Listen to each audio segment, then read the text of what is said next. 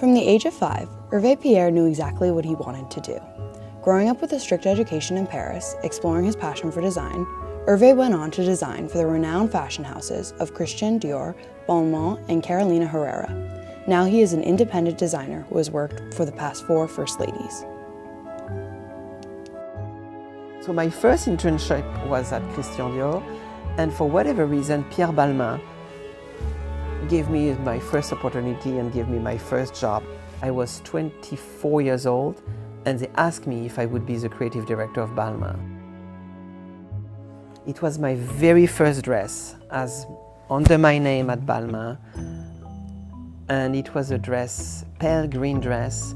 It was shot on Linda Evangelista for Vogue, and it was a full page in that gown, and I was absolutely astonished that I could have a full page in Vogue on Linda Evangelista.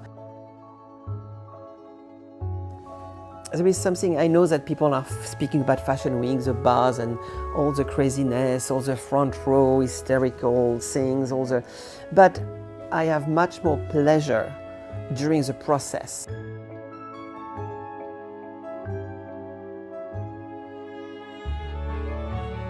So I prefer the creative process. That's the really hand of it, because suddenly I remember I was always shocked when you work with these dresses for 2 months and you look at, you touch them and you fit them, and suddenly the day of the show, you have people grabbing these clothes like, yes, that's pretty, and they take your babies and they don't really necessarily respect them. And suddenly there is this kind of like reject. You are like, it's done. Next. You know what I mean?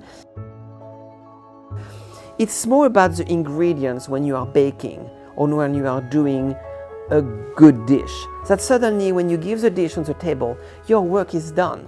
And you have people tasting it, like, oh, I don't like it. And suddenly you're like, well, I don't care about your point of view, At least, even if you don't like it, it's a dish that was made out of love and a lot of passion.